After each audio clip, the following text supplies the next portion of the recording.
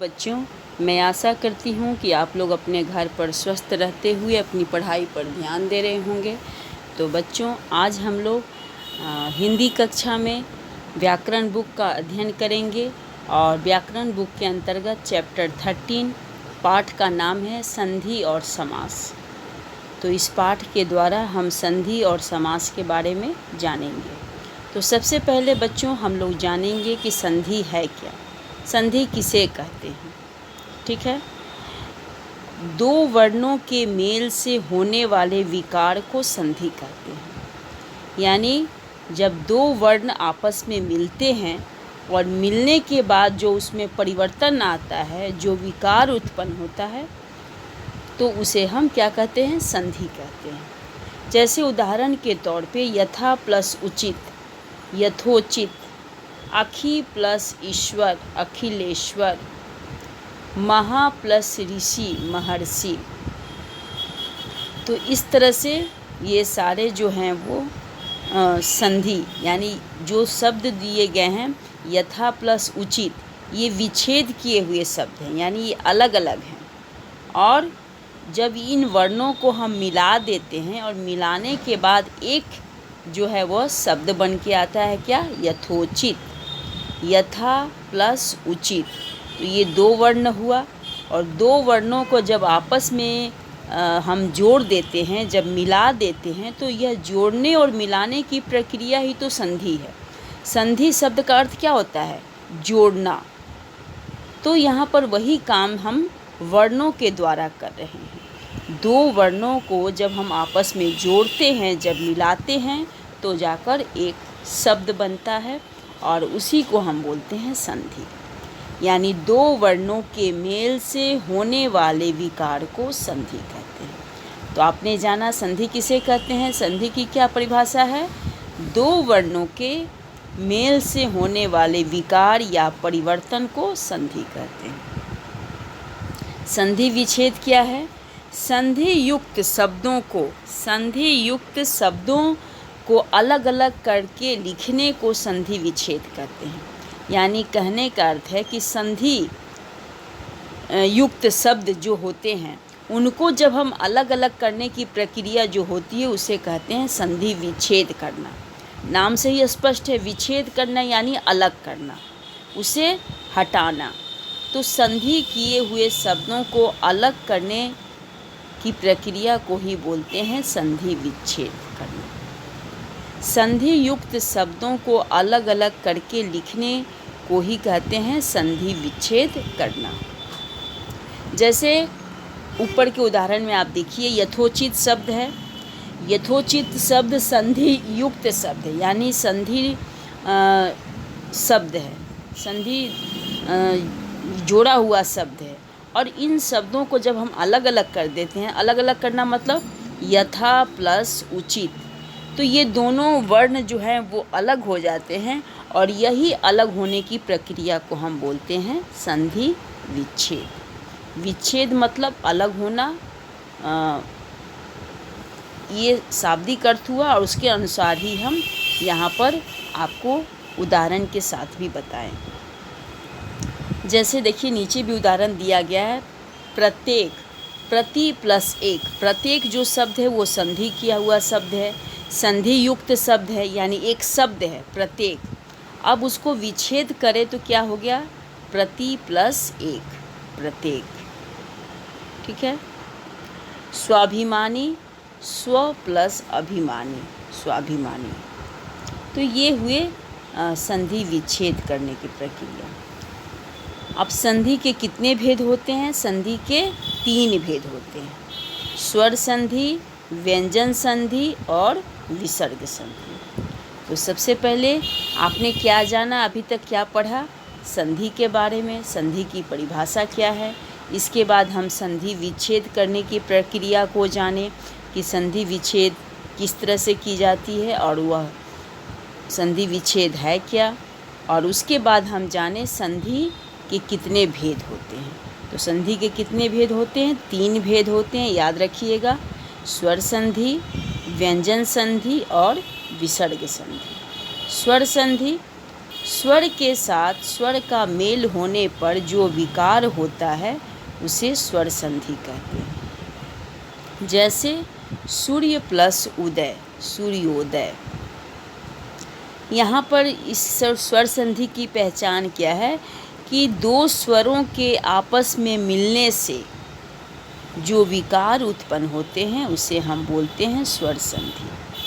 जैसे आप देखिए सूर्य प्लस उदय, लास्ट सूर्य में अंतिम जो वर्ण है और उदय का पहला वर्ण है उ, छोटा उ, और सूर्य अ, तो अ प्लस उ मिलकर बन गया ओ, सूर्योदय। सूर्य प्लस उदय, सूर्योदय। कवि प्लस ईश्वर, तो कवि व में छोटी की मात्रा है तो छोटी ई प्लस बड़ी ई, ये छोटी ई प्लस बड़ी ई मिलकर क्या बना कवीश्वर, यानी बड़ी के रूप में वह परिवर्तित हो गया।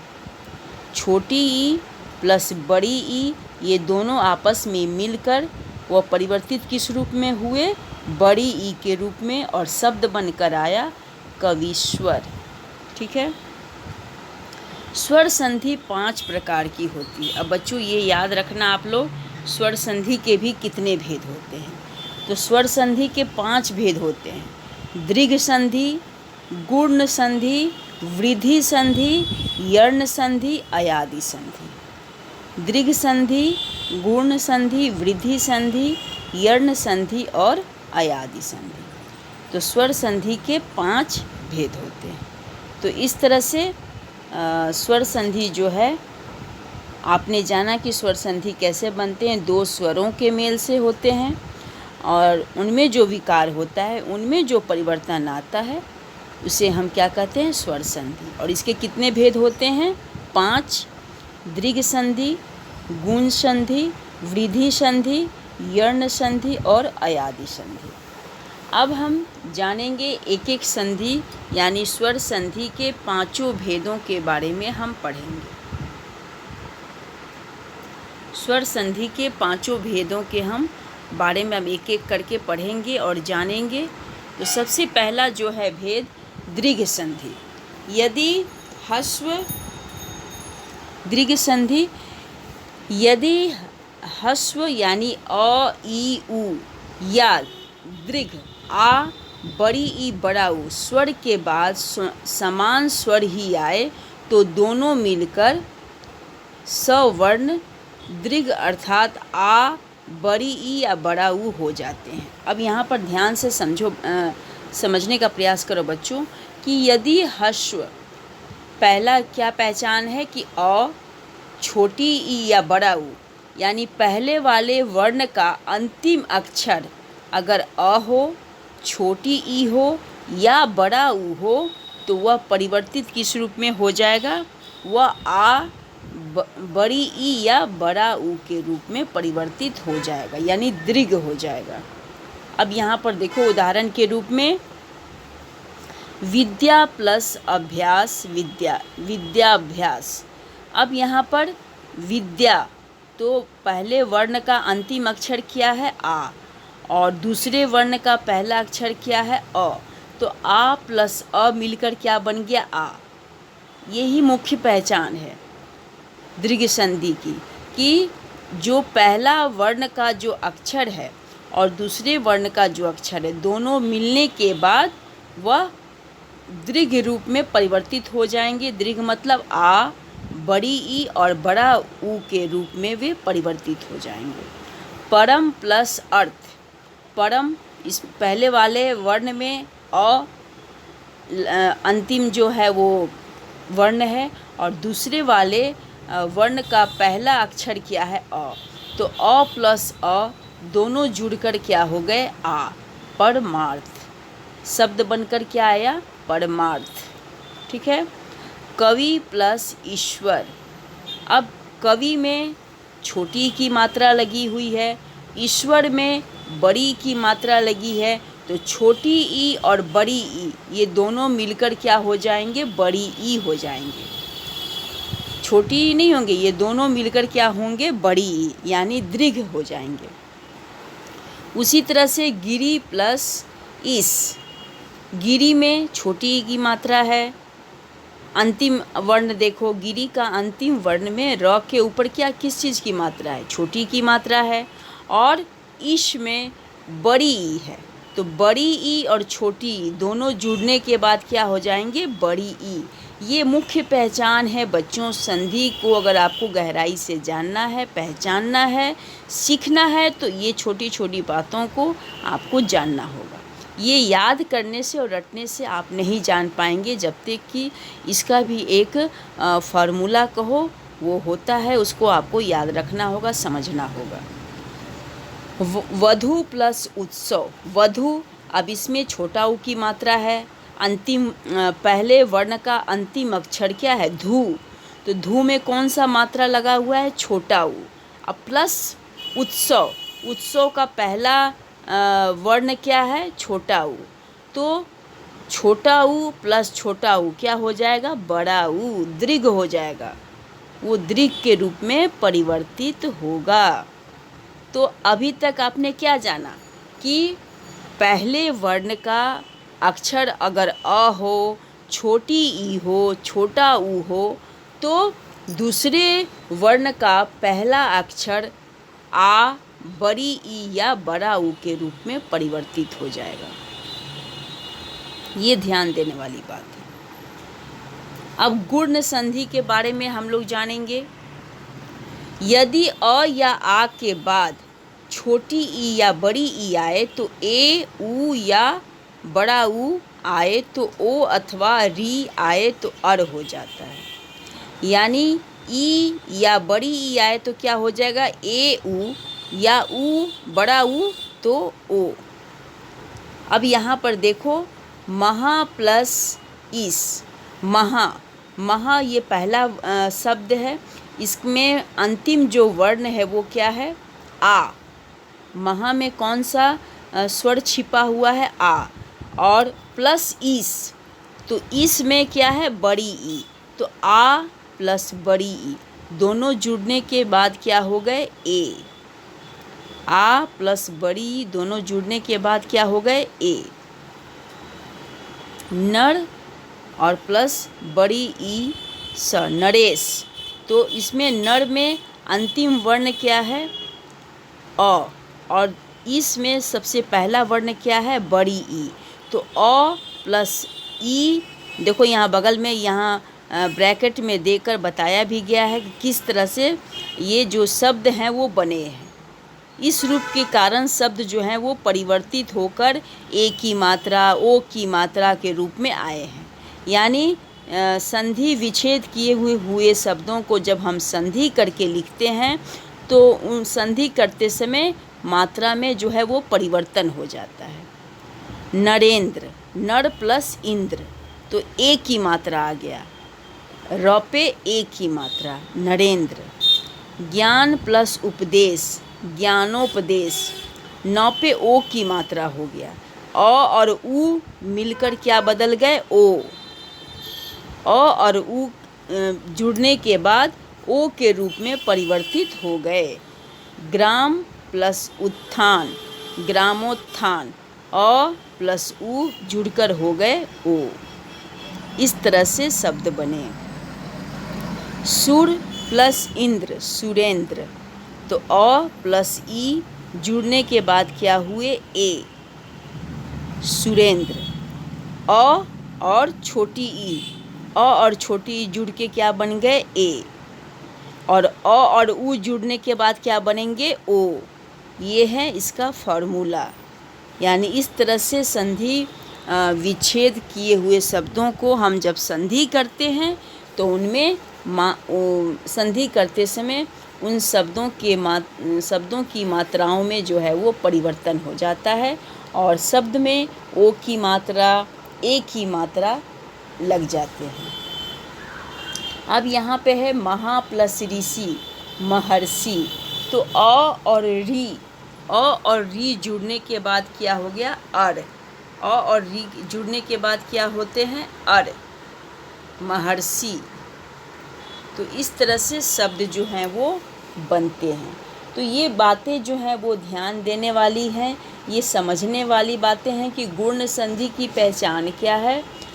दीर्घ संधि की क्या पहचान है कि अ हो, छोटी ई हो, बड़ी अ, छोटी ई, बड़ा ऊ, अगर वर्ण के अंतिम अक्षर में हो, ये शब्द के अंतिम अक्षर में अ, छोटी ई, बड़ा ऊ हो, तो वह परिवर्तित होके क्या हो जाएगा, आ, बड़ी ई और बड़ा ऊ। ठीक उसी तरह से यहाँ पर गुण संधि में आ, अ हो और उसके साथ छोटी ई या बड़ी ई की मात्रा आए, शब्द आए, तो वह परिवर्तित होकर ए हो जाएगा। अ या आ के साथ अगर छोटी ई या बड़ी ई जुड़े तो जुड़ने के बाद वह परिवर्तित किस रूप में होगा, ए के रूप में। और अ के साथ अगर छोटा ऊ और बड़ा ऊ जुड़ने के बाद किस रूप में परिवर्तित होगा, ओ के रूप में। और आ के साथ री जुड़ने पर अर, यह परिवर्तित होगा। इस तरह से परिवर्तित होके जो है वो शब्द बनेंगे। तो यह जो है वो संधि विच्छेद करते समय ये फॉर्मूला होते हैं और इसके आधार पर ही हम संधि करते समय ये बातें ध्यान में रखते हैं और उस तरह से मात्राएं के रूप में वह परिवर्तित होते हैं। अब आगे हम जानेंगे वृद्धि संधि के बारे में। वृद्धि संधि, यदि अ अथवा आ के बाद ए या ऐ आए तो ऐ तथा ओ या औ आए तो औ हो जाता है। अब इसमें मुख्य पहचान क्या है बच्चों वृद्धि संधि में, कि आ के साथ ए जुड़ने पर क्या होगा, ऐ, औ के साथ ए जुड़ने पर ऐ। ये ध्यान में रखना, अ और आ के साथ ए जुड़ने पर वह परिवर्तित किस रूप में होगा, ऐ के रूप में। जैसे सदा प्लस एव, तो सदा में कौन सा वर्ण छिपा हुआ है, स्वर का आ। सदा में कौन सा वर्ण है, सदा में आ वर्ण छिपा है ना, तो आ और प्लस एव, एव यानी एव का पहला अक्षर क्या है, ए, तो आ प्लस ए जुड़ने के बाद क्या परिवर्तित हो गया, ऐ, तो वह शब्द क्या बनकर आएगा, सदैव। उसी तरह से तत् प्लस एव, तो तत् में क्या है, अ, तत् के पीछे क्या छिपा हुआ, कौन सा स्वर, अ, तो अ प्लस ए ये दोनों जुड़ने के बाद क्या हो जाएंगे, ऐ, तो शब्द क्या बनेगा, तत्तैव। मत प्लस ऐक्य, मतैक, तो मत में अ है, अवर्ण छिपा है, और दूसरी तरफ ए है, पहला अक्षर क्या है, ए, तो अ प्लस ए जुड़ने के बाद क्या वो बन जाएगा, ऐ, और शब्द बनेगा मतैक। उसी तरह से एक प्लस एक, एकैक, एक में क में कौन सा वर्ण छिपा हुआ है, अ, और फिर दूसरी तरफ एक, तो एक का पहला जो अक्षर क्या है, ए, तो अ और ए ये दोनों जुड़ने के बाद क्या हुआ, ऐ। तो ये याद रखना बच्चों, यही मुख्य बातें याद रखने की है और समझने की है कि अ और ए के साथ जुड़ने पर ऐ के रूप में परिवर्तित होगा, अ और ओ जुड़ने के बाद औ के रूप में, और आ और ऐ जुड़ने के बाद ऐ, और आ और ओ जुड़ने के बाद औ। ये मुख्य बातें जो हैं वो वृद्धि संधि की पहचान है। यानी अ और आ के साथ ए जुड़ने पर वह परिवर्तित होकर क्या होगा, ऐ, और अ और आ के साथ ओ जुड़ने पर या औ जुड़ने पर वह परिवर्तित होकर औ ही रहेगा। ठीक है, अब हम जानेंगे यर्ण संधि के बारे में। यर्ण संधि, यदि छोटी ई, बड़ी ई, छोटा ऊ, बड़ा ऊ, री के बाद कोई असमान स्वर आए तो छोटी ई, बड़ी का, य, ऊ, बड़ा ऊ का और व तथा री का र हो जाता है। जैसे उदाहरण के तौर पे देखें, अधि प्लस आय, अधि में कौन सा वर्ड छिपा है? छोटी ई छिपा हुआ है, छोटी ई छिपी हुई है ना, अधि। और आय, आय का पहला अक्षर क्या है? आ। तो छोटी ई प्लस आ, छोटी ई प्लस आ वह परिवर्तित होकर क्या हो जाएगा? या। उसी तरह से छोटा ऊ प्लस ए परिवर्तित होके क्या हो जाएगा? व। छोटी ई प्लस अ यह परिवर्तित होकर वर्ण बनकर आएगा य। ये है यर्ण संधि की पहचान।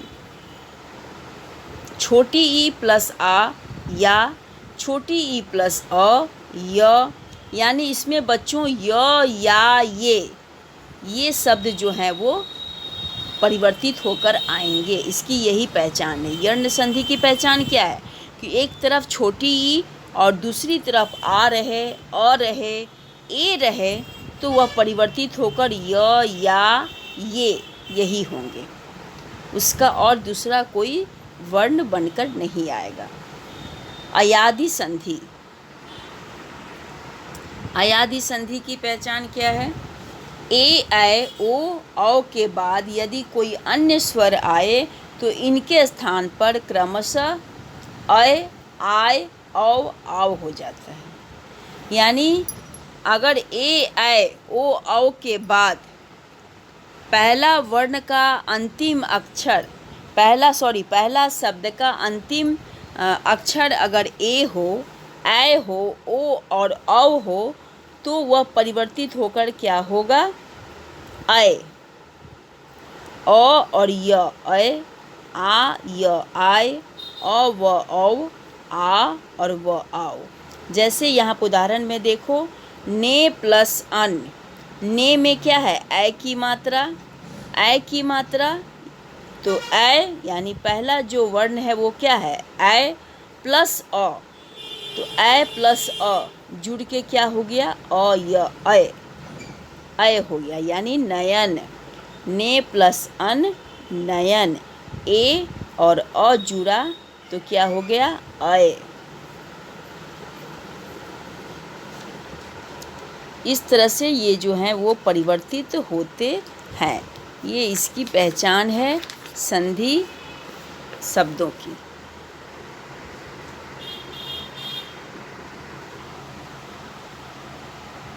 अब यहाँ दूसरा है नौ प्लस इक, नाविक। नौ प्लस इक, नाविक।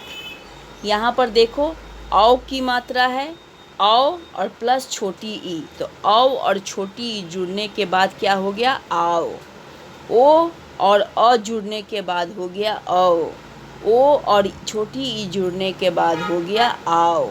इस तरह से शब्द जो हैं वो परिवर्तित होकर नए मात्राओं के साथ शब्द बनते हैं। नेक्स्ट है व्यंजन संधि। जब संधि करते समय व्यंजन के साथ स्वर या कोई व्यंजन के मिलने से जो रूप में परिवर्तन होता है उसे ही व्यंजन संधि कहते हैं। अब बच्चों ये पहचान जान लो। स्वर संधि की पहचान क्या है? स्वर संधि की पहचान है कि जब दो स्वरों के मेल से जो विकार उत्पन्न होता है, यानी स्वर संधि में स्वर के साथ मेल होता है। लेकिन व्यंजन संधि की क्या पहचान है? व्यंजन संधि की है कि यह स्वर या व्यंजन दोनों के साथ मेल होने पर इसके बाद जो इसमें विकार होता है या परिवर्तन होता है उसे व्यंजन संधि कहते हैं। जब संधि करते समय व्यंजन के साथ स्वर या कोई व्यंजन के मिलने से जो रूप में परिवर्तन होता है उसे ही व्यंजन संधि कहते हैं।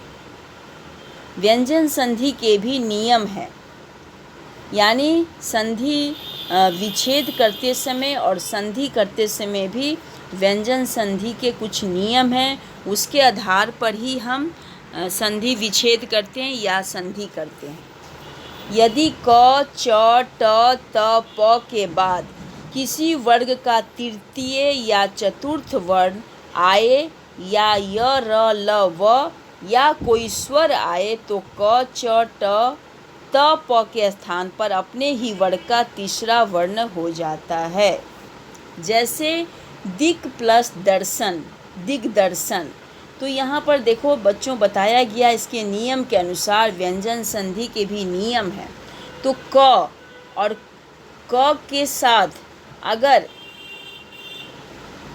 दूसरा वर्ण तृतीय या चतुर्थ वर्ण आए किसी वर्ग का, होता है ना, क वर्ग, च वर्ग, त वर्ग, ट वर्ग, ये तुम लोग पढ़े होंगे वर्णों के उच्चारण स्थान में, वर्ण विचार में। तो उसी में ये दिया गया है कि क वर्ग में, तो क वर्ग का क और दूसरे वर्ग का, यानी दूसरे वर्ग का तृतीय या चतुर्थ वर्ण आए, तो दूसरे वर्ग में ले लो, मान लो मैं प वर्ग का लूँ, तो प का तीसरा वर्ण क्या होगा, ब, और चौथा होगा भ।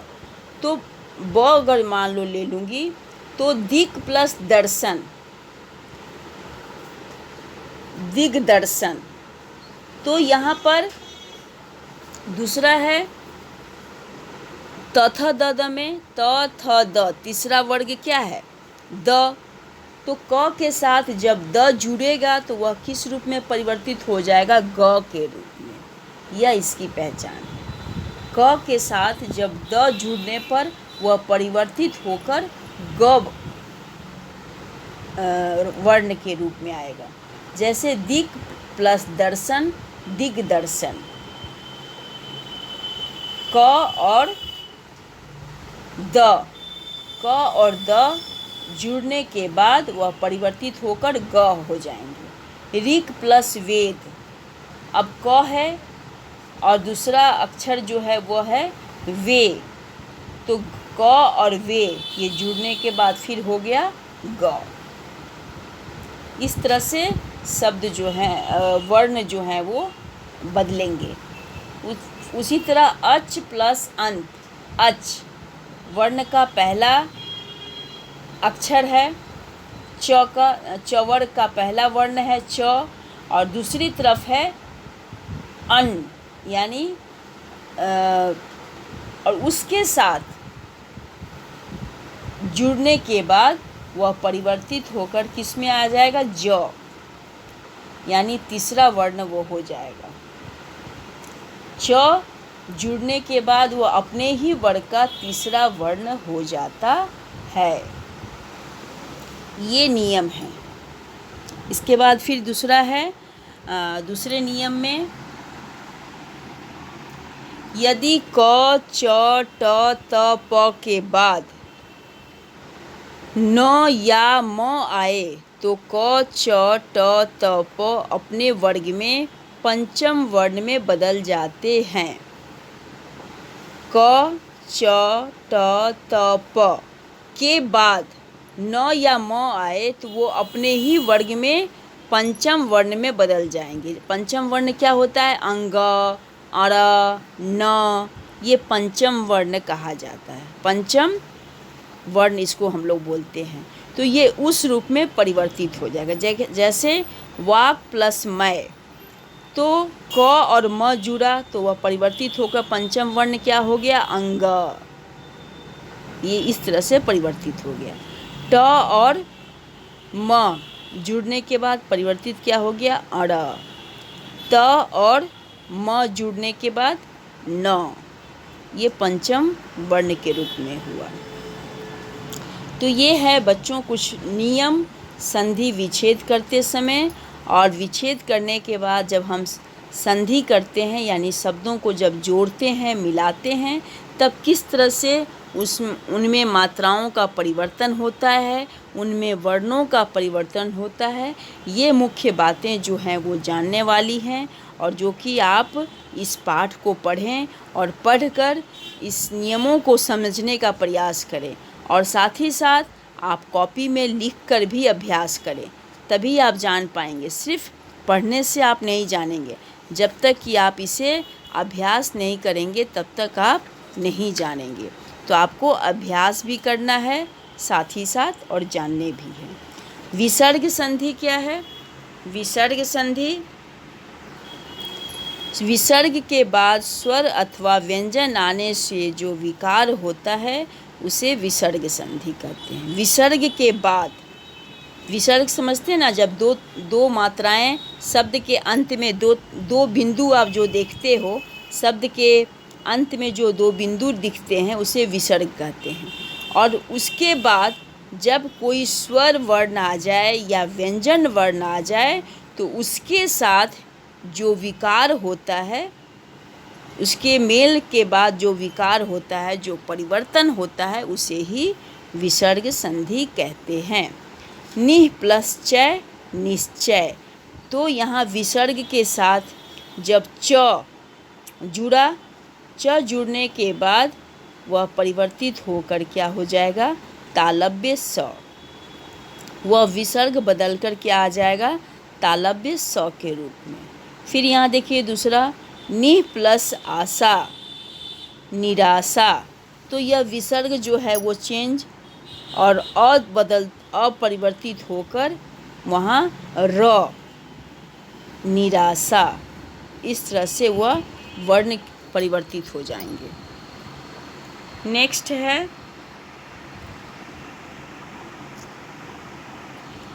मनः प्लस रथ मनोरथ। तो अब यहाँ भी देखो बच्चों, विसर्ग है, विसर्ग के साथ र, पहला वर्ण जो है वो र, तो उन दोनों के जुड़ने के बाद वह परिवर्तित क्या हो जाएगा, ओ की मात्रा, मनोरथ। विसर्ग परिवर्तित होकर हो जाएगा ओ की मात्रा। उसी तरह से सरह प्लस वर सरोवर।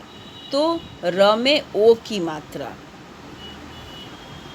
तो विसर्ग परिवर्तित होकर ओ की मात्रा के रूप में यहाँ बनेगा और तब जाकर यह शब्द संधि किए हुए शब्द होंगे सरोवर।